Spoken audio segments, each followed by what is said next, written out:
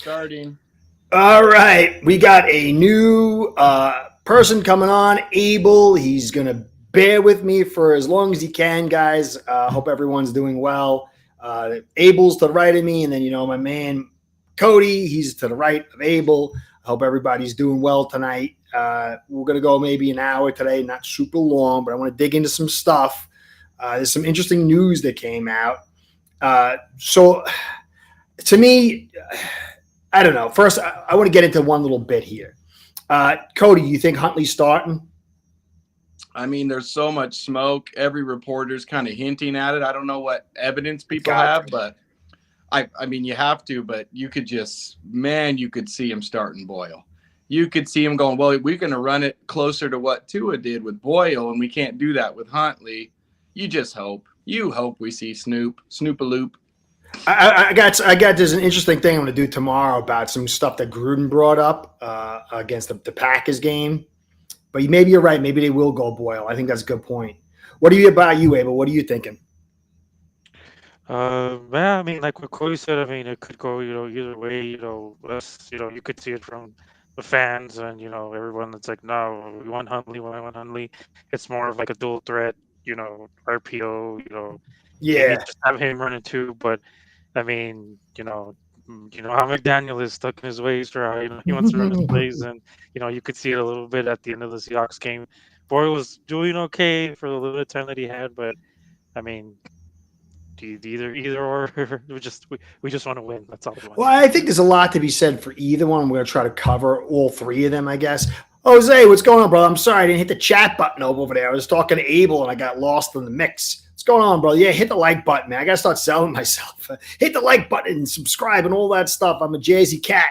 Check me out. I appreciate that. Yeah, I'm going to do, like I said, I was watching. I guess I could spill the beans, whatever. We can cover it. I'm going to cover it tomorrow anyway because I'm going to go in deep into the Titans. Go check out John Gruden's Minnesota Green Bay matchup, and he covers some stuff. He's talked about what Wills did against the Titans, and I thought there was a lot of good stuff there that McDaniel could install quickly, and it would really threaten this Titans team. I think we should win. I have concerns. I was going over some information as I'm dialing it in. I was so surprised. We're 32nd in the league in penalties. We're averaging 9 a game. Let me make sure that's right. Or is it 28th? Penalties. Where is it? Yeah. No, 29th in penalties. 9 a game. Tennessee's 5th. So that's a little bit edge. I did not think we were that sloppy. But we're last in points, 11 per game. Tennessee's 28th at 16 points a game. But you look at that. You look at the Titans.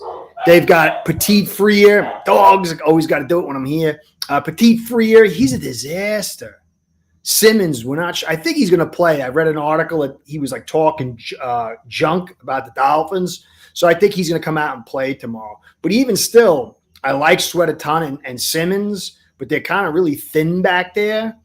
And it looks like a Woozy's going to be out. And they got Murray Jr., their linebacker, first-round pick a couple of years ago, like 4 years ago, number 23 or something. And he's bad. So they're going to be going with as a rookie or a second-year guy, rookie Brownlee Jr. And Snead, I think, will bounce back. But that's levels of it. You've got issues at your corner. You've got issues in depth at tackle. You got issues at linebacker. And you got issues at right tackle, and then issues at quarterback. We've got to win this one. What do you guys think? Yeah, they're stout up front. I mean, they're not deep, but they're stout up front. If we think we're going to try to impose our will in the A gap, it's probably not going to happen this week. But I heard that to the edges is the things Mike's been trying to run all year, getting to the edges and the counters and the outside zone. That's eating up Tennessee right now, not the inside stuff. So it's going to be really interesting to see how we attack them. But, man, we got to win this one at home. I picked us to lose against Seattle. I wasn't really surprised how it went down. Me too. Mm-hmm. But we had, was it 12 penalties on special teams? Oh, It was like 20,000. I was like, what? What? I've never seen so many in my life. three in a row. Three in a row. We had them pinned in the 5. We had to punt 3 times, and they ended up somewhere near the 40. But I don't know. We what are we doing? We don't even know who our quarterback is this week. So it's going to be interesting. It's going to be 9-6. Maybe. But you know what? Look, we got the 12th ranked rush defense, 12th ranked pass defense, and that sets a level of consistency. Their pass yards, they're 28th. You know, they're the only thing that concerns me, their run defense is 21st, but they're number 3 in pass defense. How are they running the ball? Do they have a pretty good? No, they're not running the ball well. It's their rush is 19th. We're 24th. Okay. You know, so I think that Petit Freer is throwing off that whole offensive line. So Abel, man, come on, give me your take. What do you think's going on with this week?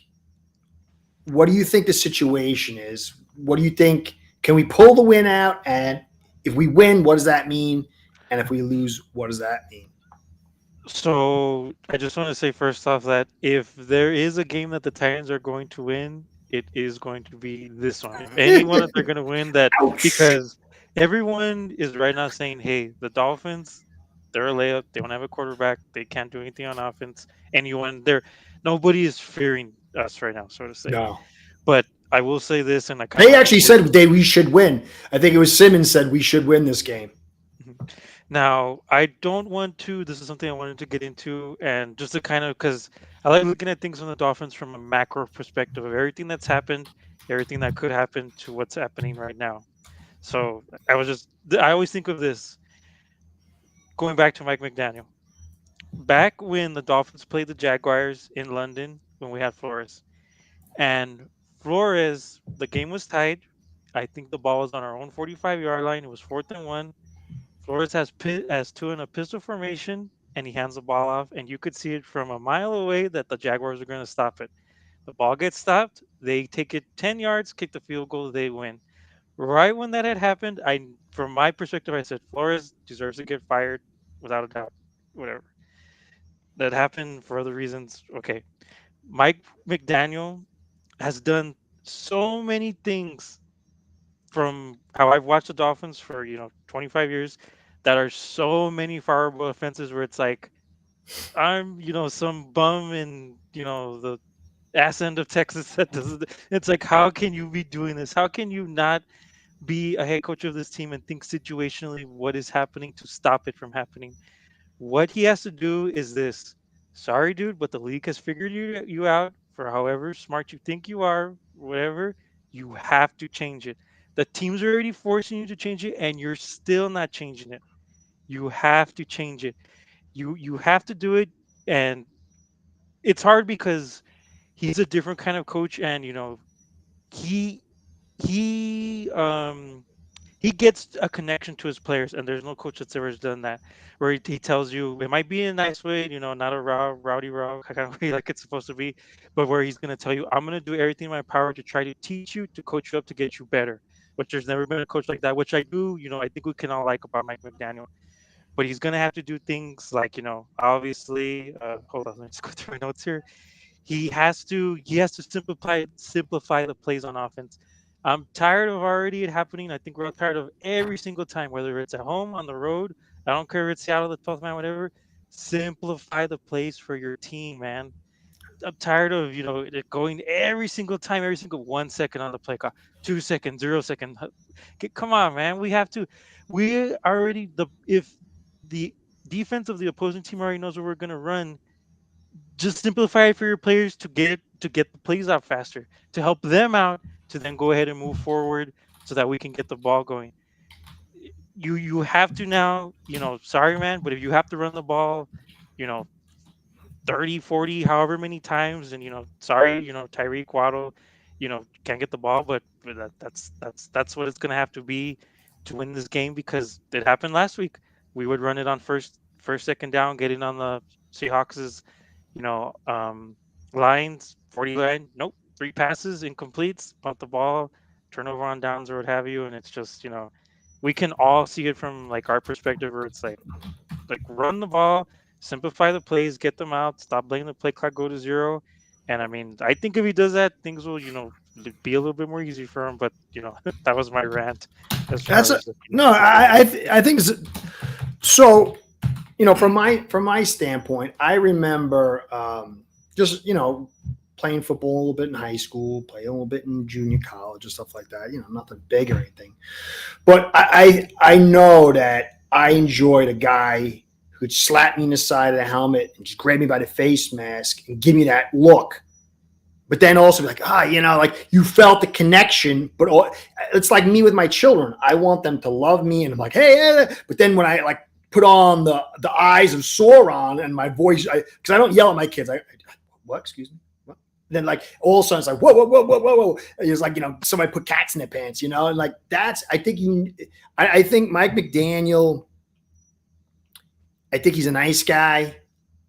But I always, you can go back to my first podcast when I said him, I said, this guy is a guy's personality that he's like Pete Carroll. When things are going right and you're winning, it accelerates that because everybody's happy. He's like, oh, but then when hard times hit, the dad that's your friend, it's like you're bailing the son out of from drinking and driving or whatever. You know what I'm saying? So I just don't think it works in hard times. And I don't think he's disciplined mentally enough.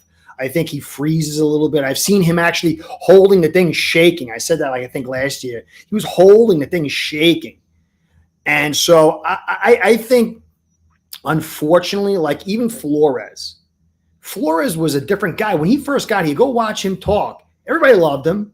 It's like everybody was rallied around him. Then something happened in the middle of 2020, and he just went like totally ballistic.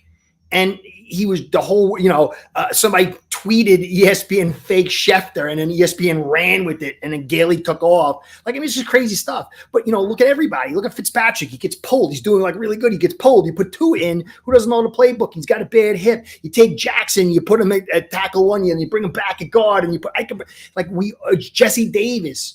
We're always like not putting people in conducive environments. You take a guy who is Mike McDaniel. He's in the booth. He's a run game coordinator. You pull him in. And you're like, okay, you're going to be head coach, OC, and we got to win now. And I'm not giving you an offensive line. And I know people are like, oh, Curtis with the offensive line. Dude, and I got to say, if you've never played any football at any level, go to get a Madden game, take the worst offensive line in the game, turn it to all Madden, and try to run behind that offensive line.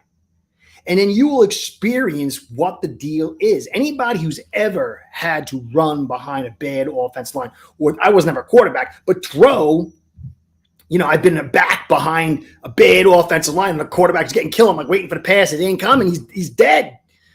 So it's like people, I think somewhere along the line, like the last 2 or 3 years, there was this thing that everybody knew we needed an offensive line. I understood kind of the value of it. But then we were told, well, what, Butch Barry can fix it. Scheme can fix it. Like, you don't really need talent. They're just offensive linemen. You need skills. Like, you know what I mean? Like, if I just said I'm going to get a bunch of guys in the wide receiver group, you'd say I'm crazy. But but the offensive line is the foundation. And so you give Mike McDaniel a bad offensive line, which ranges the difficulty. And then you tell him he's got to win. So I think we screwed it up. We always screw it up. Grier always screws it up. And it doesn't make any sense, And so in one hand, I agree with you with Mike McDaniel, but I'm getting concerned. Like, you can see his demeanor. It's like it's his life is being sucked out of him.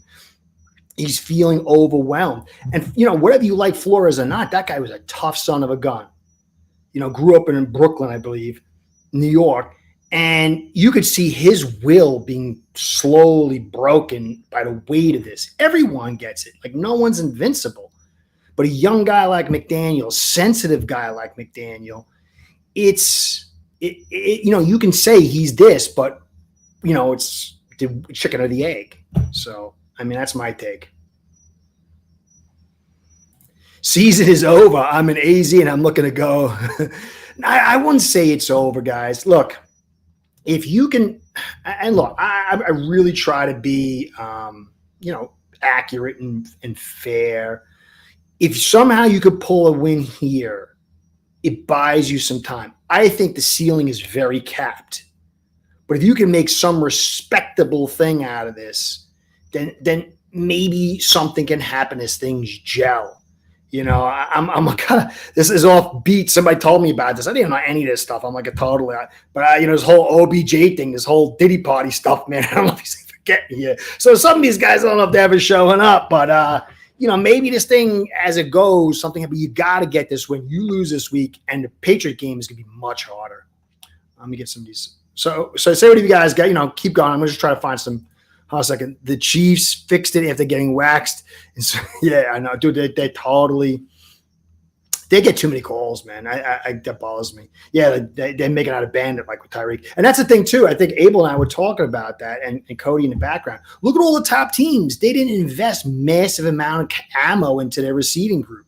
They find guys late, and it's like so. But I think we can win. I think we can win this one. I'm not saying we're going to, but we must. This is do or die. I think if you go 1-3, you're going to start seeing, because you go to the Patriots and the wheels are going to start. They can attack. They've got a defense, and they were able to run on who they play 2 weeks ago. Oh, Seattle. They were able to run on Seattle inside. Ramondre Stevenson is like kryptonite to this defense. Yeah. So I think that would be very, very concerning. Hold on a second. Two of the GOAT. Brandon Jones, the second highest rated safety in the NFL with a 90 grade. Deshaun Elliott has 83. Poyer's 41. Well, how's it too? Well, part of that too is you keep flipping these whole schemes. And I think Holland's a good player. But you know what I think with Holland last year? He got angry at Fangio because he wanted his money and he wasn't making enough plays. And I think maybe he's getting a little tight because he wants the contract here and he wants to make the big money. But yeah, Brandon Jones and Elliott, they were good players for us, man. I don't know if he's moving Holland around. Like I thought Holland would be playing all over the place, and it doesn't really look like he's playing all over the place. Looks like he's playing a lot of deep safety, which is fine. But I mean, where are you going to make the plays playing deep safety all the time? You could see him bite on that. He's trying to get big plays to increase his value. That was really rash. Really rash. That shows me he's pressing. Yeah. And Poyer's not looking good, man. No, Poyer's not looking good. The Bills look like they got one on us. And the Bills right now are like my new Patriots. Like I hated the Patriots. But after a while, I started looking at what made them so good, and I was able to respect the things that they did well. And looking at the Bills this year, there's not one dude that's going to beat you. There's a lot of guys that are going to get involved. They're all selfless on this team right now. Kincaid looks like a superstar, but they're not trying to beat you one way. They're trying to show up and do whatever they need to do. They have so many plays in the bag because they can run. They can pass. They can play action. Josh can scramble out. They can go 4 wide. Like, it doesn't really matter. They can pull it off, and you don't know what's going to happen. So they find out those Kincaid touchdowns, he just kept getting wide open. He just kept getting wide open because they were running patient plays and patient drives and taking what the defense gives you, and then all of a sudden he leaks out. We're trying to run something no matter what the defense is showing us. We're trying to run our offense because we have – this lights out, high powered offense, and we're just banging our heads into the wall. We're running outside. There's a nickel, there's a safety right there ready to stop the outside run. Like the Bills just kept pushing the right buttons and they just kept going back and forth on what they were doing. They're so balanced. And that's the thing is, so you have to think of it this way. When a DC and his players are preparing for a team, they've got to look at all the effective plays and areas that they can attack. They got to prepare for the ones they don't, just in case. But they put the vast majority of time into the areas that they're successful.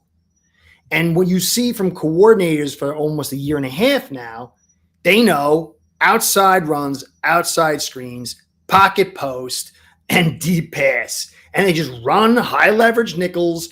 And what they do is, I'm a little concerned this week, the Titans, if you've noticed, the edge players are getting farther and farther outside the tackles. And they're leaving those two DTs inside their maroon with a high leverage.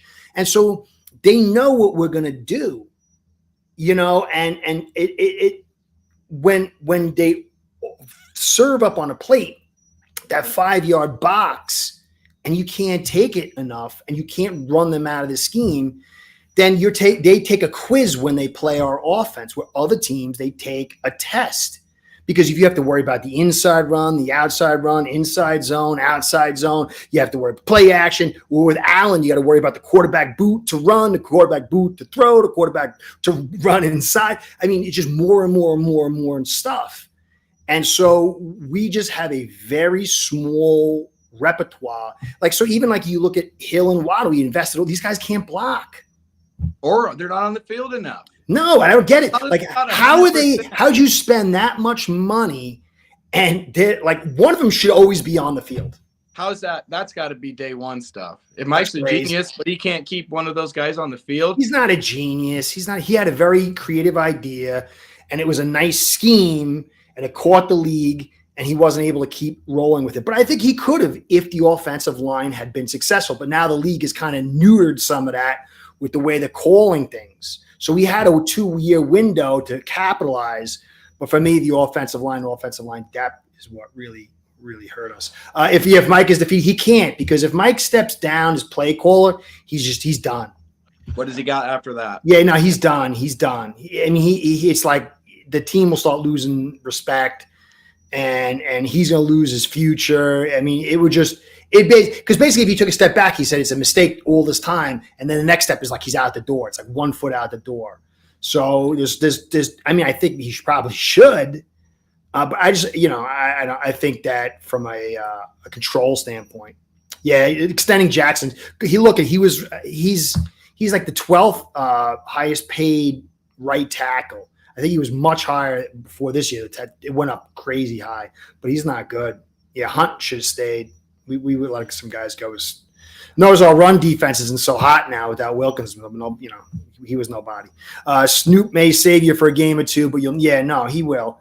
But we need to get ourselves. We're drowning, sucking in the water. We just need to come up and get a couple breaths to try to save things. Time to play Patrick Paul. Yeah, but I'm concerned about him. I go for his film.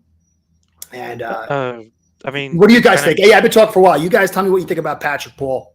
I mean, just to get on another topic here, just about things from this week. I mean, there's a lot of talk now, after seeing what happened in Seattle, just looking at things from Reddit and, kind of from reporters, down there in Miami, that now there's kind of a thing coming out. Well, the defense is so bad and the offense is so bad because when all of our guys were in training camp, they weren't on the field so much. So now that the games are starting to roll out, hey, well, Poyer's so bad because he wasn't on the field, during training camp. Collins, giving us stuff because he's not on the field. Tyreek and Waller are on the field because they were hurt. So it's just, I mean, I had even read a report this week that they had finally put on pads this week.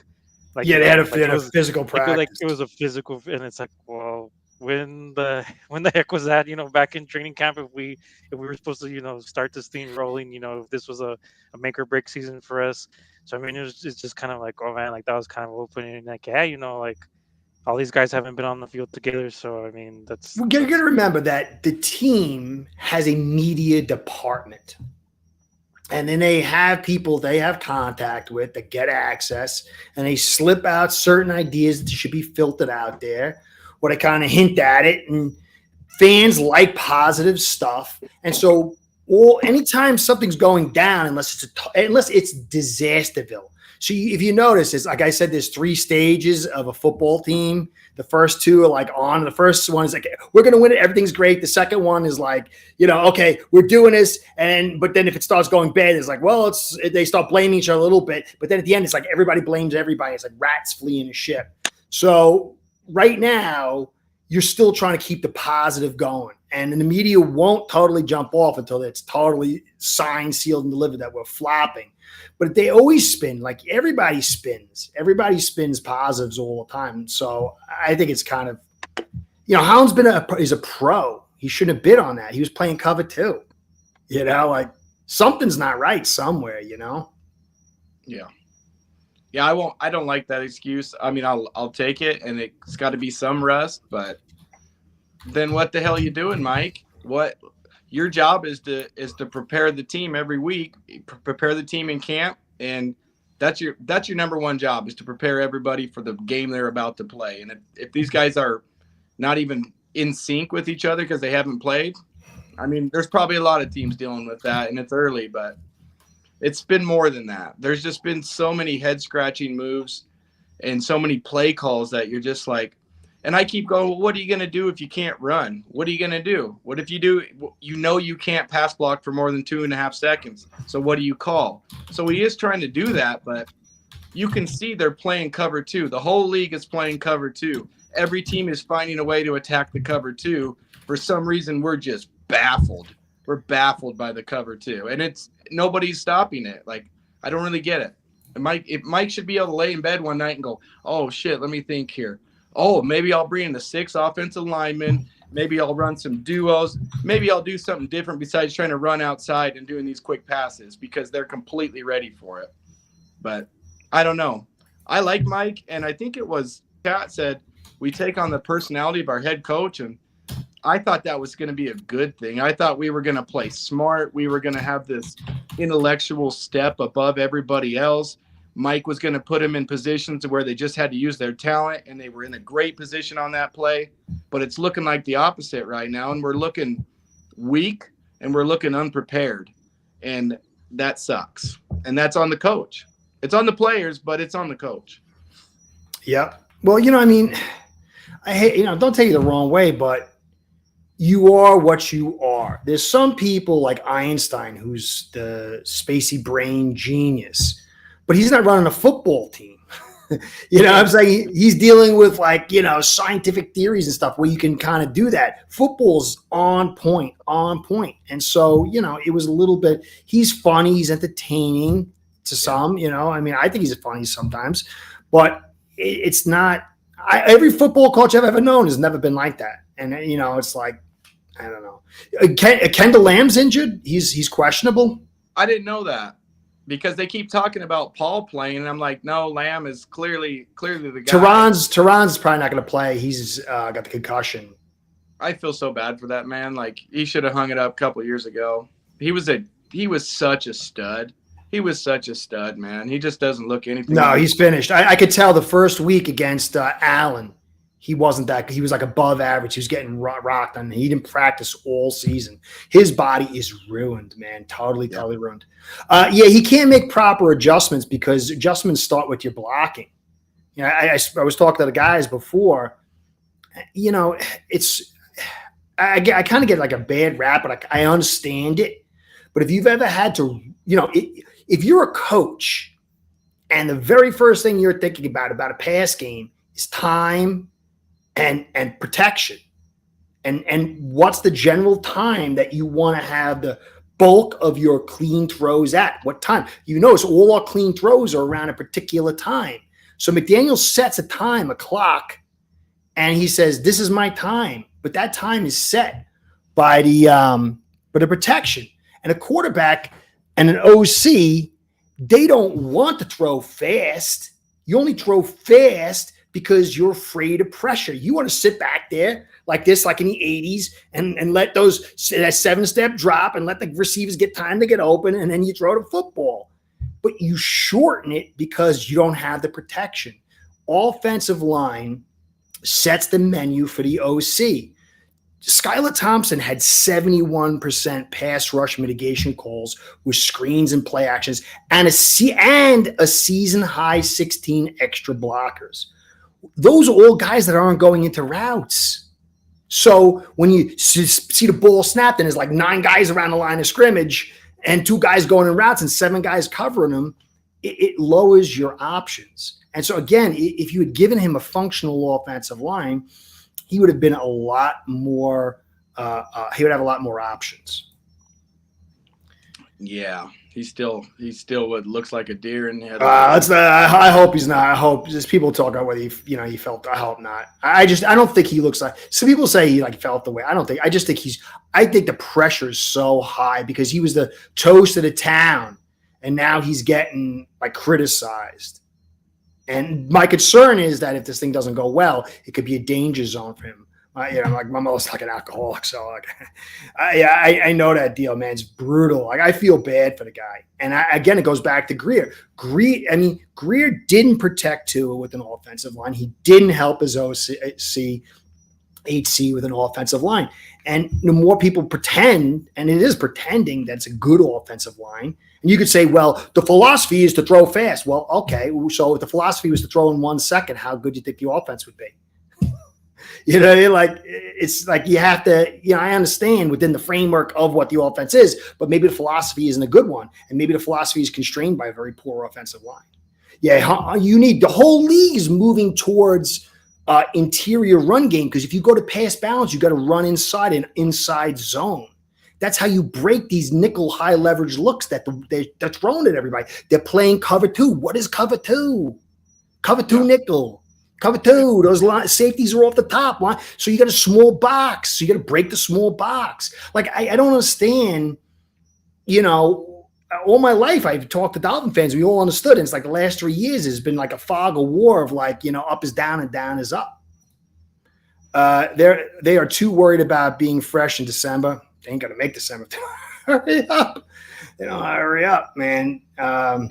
If we had there's teams incorporating the fast pass, the really quick pass, but it's like 10% of their offense. And when they pull out the quick pass, it's just part of their arsenal. It's not only what they do. So it hits you off just like the first year when Mike pulled it out. It hit everybody off guard.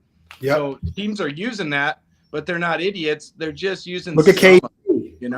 KC's a prime example. Yes. Yep, and the motions they're doing, it looked a lot. And they got the 2, just like us, they got the 2 speed receivers, so they got the leverage, and he's throwing much quicker. That's a good point, Cody. Yeah. Hey, someone want to answer this? Abel, you want to answer this? You guys want to end up talking too much? I'm gonna get excited. Go for it, Abel.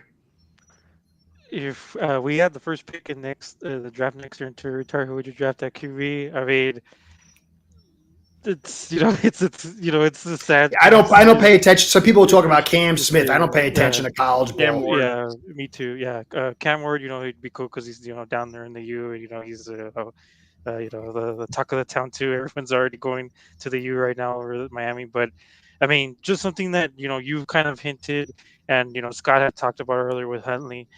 You always talk about how right now with Grier, how he's doing a disservice to the players. It was so. I mean, I like to get to talk about things personally. Get a little bit emotional too, but it was so sad. Seeing Tua have to run because of how much he loves his team and how much pressure is on him too. When he ran against Buffalo and what happened to him, again. But it's crazy that he had to feel in that moment they had to put everything on his back to get that first down to even try to get us to a point in that game to only be down 2 touchdowns. And I mean, for me personally, that night when I tried to go, I love this team so much that I couldn't go to sleep because I felt so bad for the guy. Because it's like, man, how can you put McDaniel and Tua and the whole team and all the money that you spent on Hill and Waddle and everyone to do this to everyone? How can you do this to everyone? And I was thinking right when that happened, it's like, why would Skyler want to go out there and play for this team like that if that's the line that it's going to be put for? Oh, yeah. And sure enough, in Seattle, he got hurt again. So this was another thing that I was going to bring up. Scott had said it earlier in the comments. Huntley's going to save us for a game or two if he plays or, if we're against inferior teams or whatever.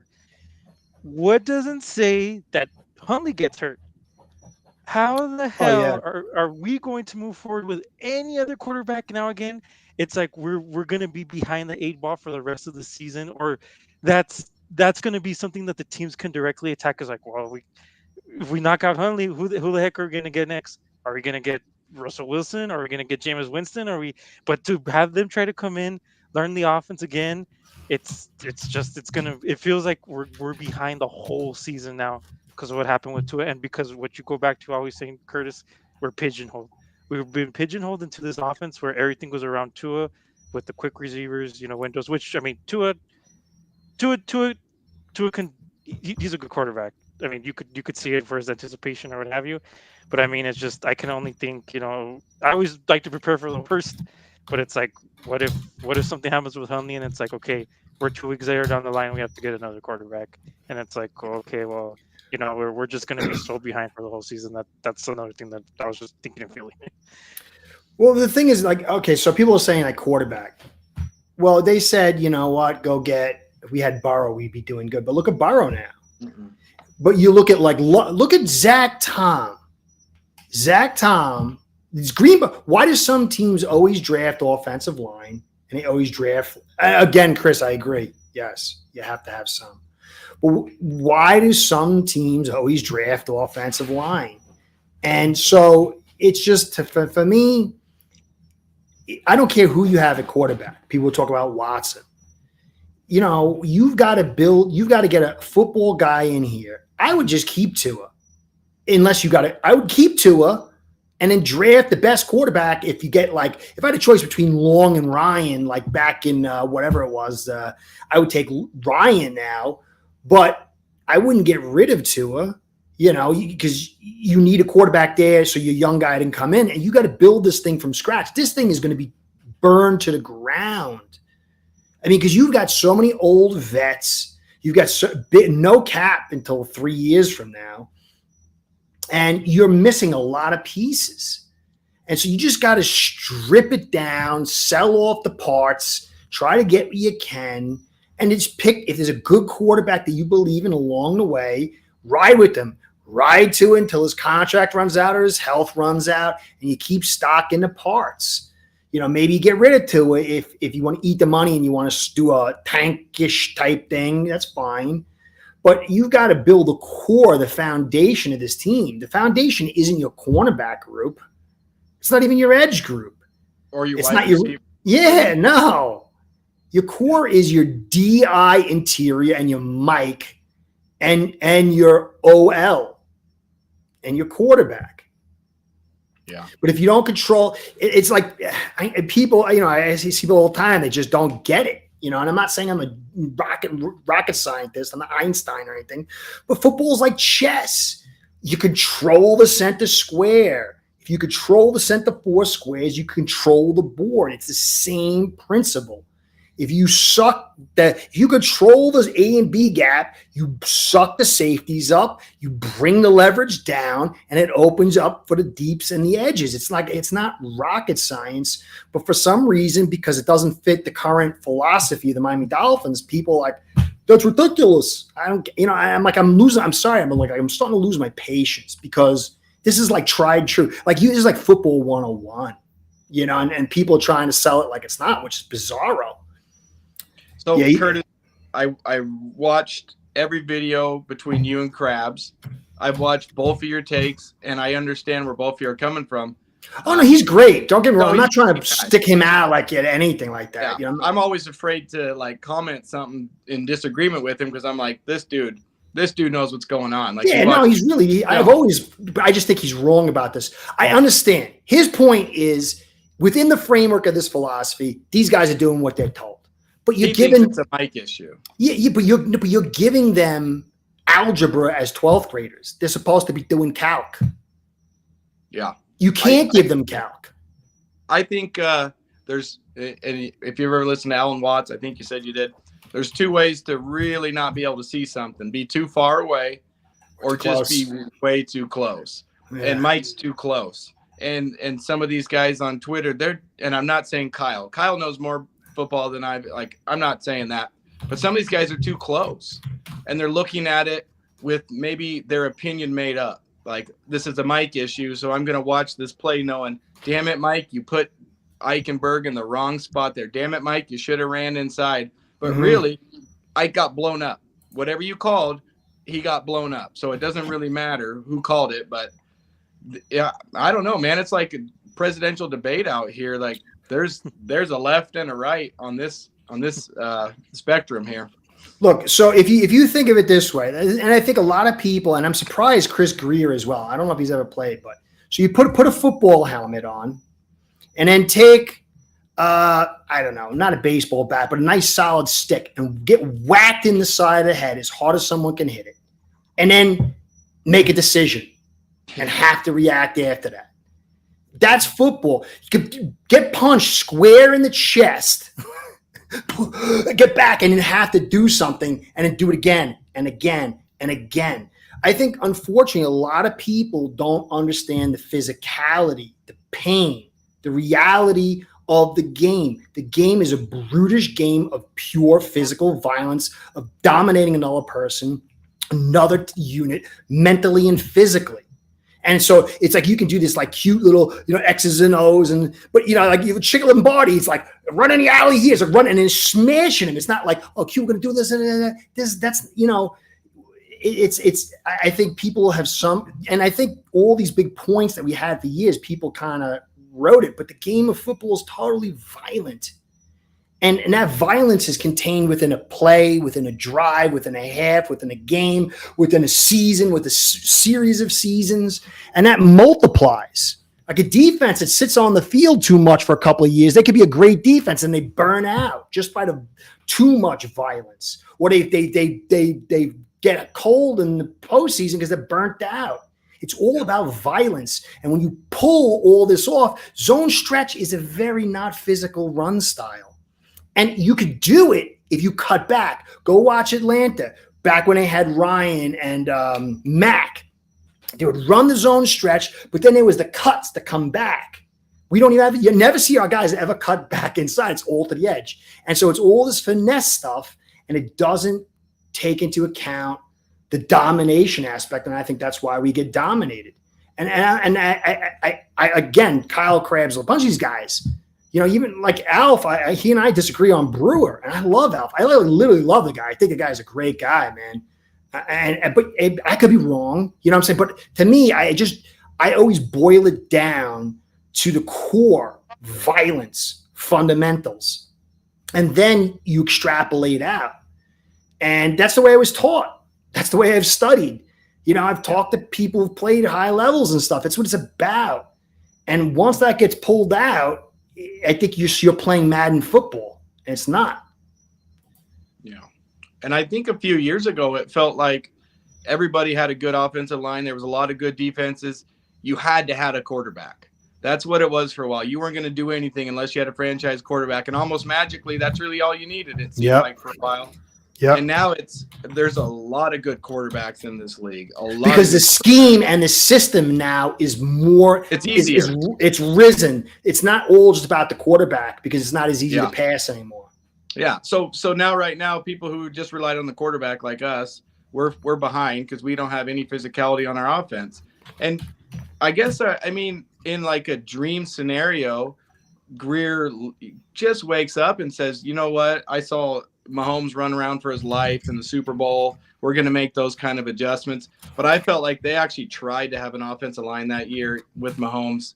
There was just a lot of injuries, but Grier would have to just totally just figure it out one night and just change his entire setup. And I don't know if that's possible, man. I really don't know. You don't go this far, 20 something years, and go, well, I think I'm going to switch it completely. Maybe he does. He's proven he's too stubborn to change, too. He needs to go on like a peyote journey or take some ayahuasca or go on one of those trips and just like let the stars talk to him and realign about what the hell he needs to do to fix this team, man.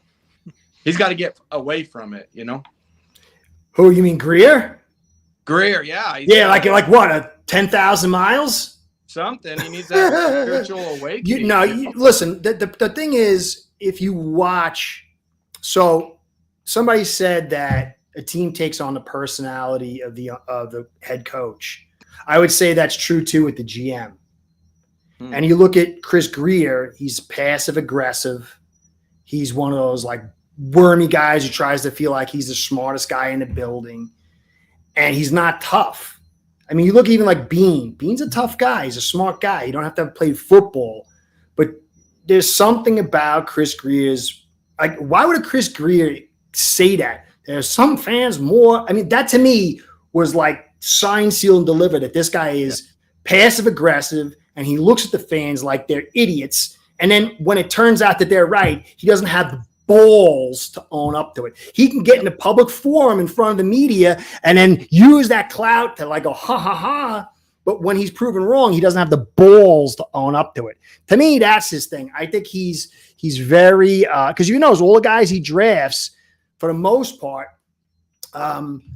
they're like intelligent, athletic, finesse. They don't have a lot of junk in the trunk. It's like all these like, kind of guys.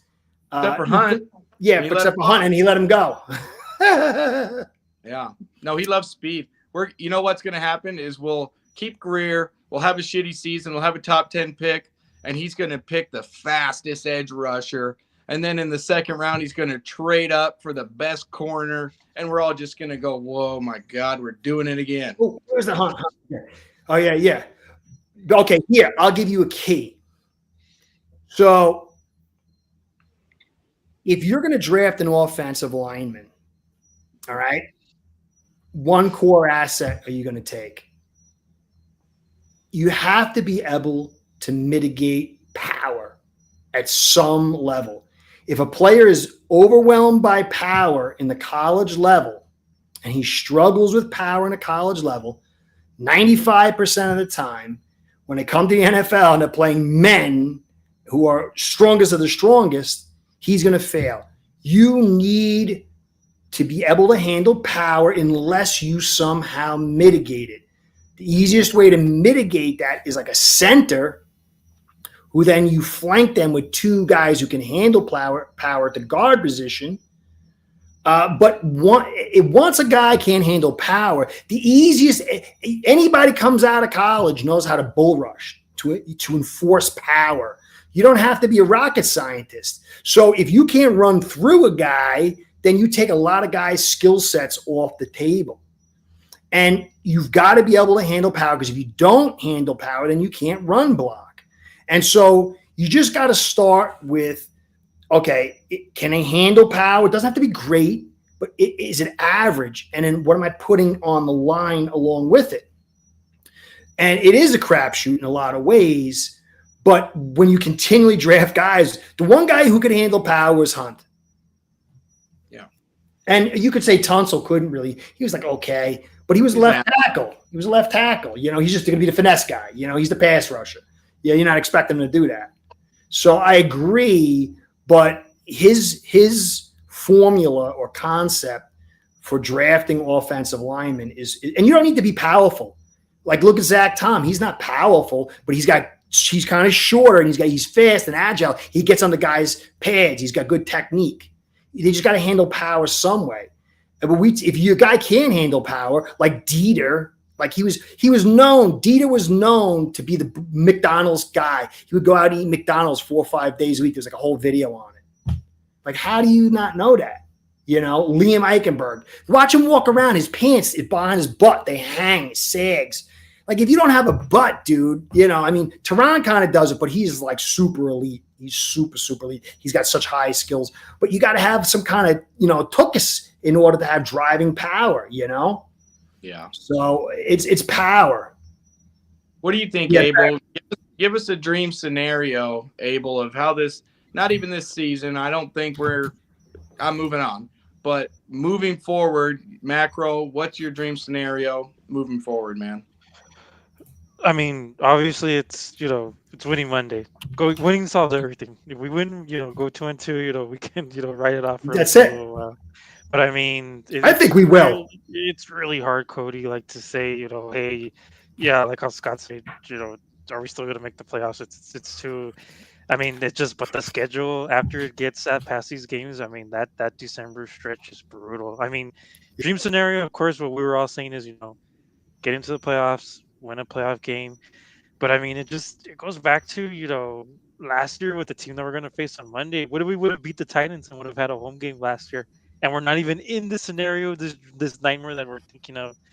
But I mean, it's really, really hard because it's, we can all feel like this hurt that we currently feel, and it's like it's gonna be the same way. Like it's we know the darkness that it is and the way that it always is. But I mean, it's like, we're fans. We're gonna hang on. We're gonna hope for the best. We are going to go 2-2. I'm going to say that, and I mean, we'll take it from there. And I mean, it's there's still a long season to go. We have to do this every week, where it's like, you know, where it's gonna be doom and gloom. It is what we've always known, or well, for a lot of us for almost 3 decades now. We're just tired of it, man. I thought Yeah. we were doing something different. I thought we were building something different. I wanted continuity. I got it. I wanted everybody on the same page. We brought in Weaver. Cool. The defense, offense, everybody's getting along. Coaches have been on the same team in all different positions. This is it. And we just fail at the most critical position. Right, right. I think that's another thing too. That's a good point to bring up, is that we've never been. It's always something with us, whether it's what was the incognito in the mid, Bully the game. whole the bully gate, the We thing need with him Flores, back. the thing with Flores, that drama, uh, you know, all this drama that we've ever had, and it's like, okay, this year, we have the GM, we have our receivers, we have our quarterback, we, got all these pieces from tight end John New, third wide receiver Beckham. We Yep. signed McDaniel for an extension, which I mean, I like McDaniel. He's a good person, what have you. But when it happened, I was like, wow, like that's kind of, yes, he's taken us to the playoffs back to back years, but I thought it was kind of a shocker. But I agree with you, Cody, where it's like, man, like, we finally had continuity of that. We have our coach, we have our quarterback, we have our plan set for the next couple of years, but it was all on a house of cards that is Yep. just, it feels like it's on the last little the little if we lose Monday, it's here we go. And Curtis, who's like, I really want to know this. I don't know if you have the answer for me, but Mike White sucked. Skylar Thompson sucked a little less. Did Grier say, here's the guys, Mike, make one of them work? Don't tell me I'm wrong about these guys. Or did Mike go, you know what? I can get Skyler where he needs to go. Don't worry about bringing another guy. We'll save some money. Like, who made this final decision of, oh, there goes Curtis. So I'm asking you, Abel, who do you think made this decision of going with these two quarterbacks? Do you think Mike wanted them? Or do you think Grier said, make it work with one of these guys? I think it has to be like Greer, because you can see that the way that he has the team, like where we've kept Eichenberg, we've kept Jackson, he kept Igbenogany for a couple of years. You know that, like how we were just talking. I mean, he wants to put his GM hat on and say every pick that I'm making is the right one, and I'm gonna make sure that those guys are the right one. But I mean, it I do think it was something where, me personally, I think, if you're just asking that question, it was definitely Greer saying, "Hey, make this guy work, because I'm not gonna. I need to hold on." m- Uh, Oh man, don't leave me on here by myself. uh, Who's in the middle? That better be Curtis, man. Curtis, that's so scary when you leave, man. Jeez.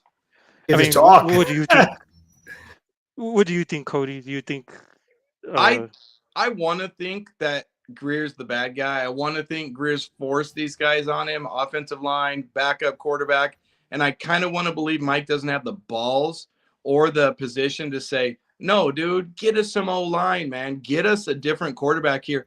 But if that's the case, that's just as bad. If it's just Grier who's got all the power in this organization and Mike can't say anything, what are we doing? I don't know. It's just as bad. If I'm Mike at this point, I'm going, dude, my job is on the line here. Like, I need this, this, and this, but I don't know I don't know how it works, man. I've never been in the buildings. No one's right, right. gonna know. Tell you, this thing succeed or fail. There's Curtis is up the Clear. map.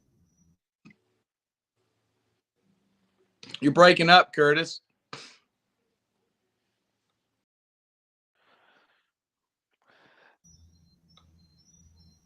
Am I there? He looks mad. Can you hear me? Sort of. I can sort of hear you. Yeah, you're coming in and out. Yeah. Got a. There you go. I don't know if Mike. Oh, taking Zach Tom. He said he really Here we go. easy. Maybe Grier get what you want.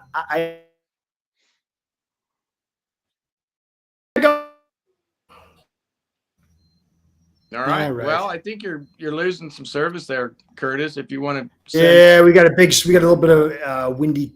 Abel, it was nice meeting you, man. I'm glad you came on. Yeah, I guess we'll call it tonight, guys. Thanks. Sorry about that. Yeah, you too, Curtis. Thanks for having me on. I mean, it's gonna be okay, everyone. Just one game at a time. One game at a time. I think we're gonna win this one. I think we can win this one. I really do. If we don't, it's trouble. I think we can. Mm-hmm.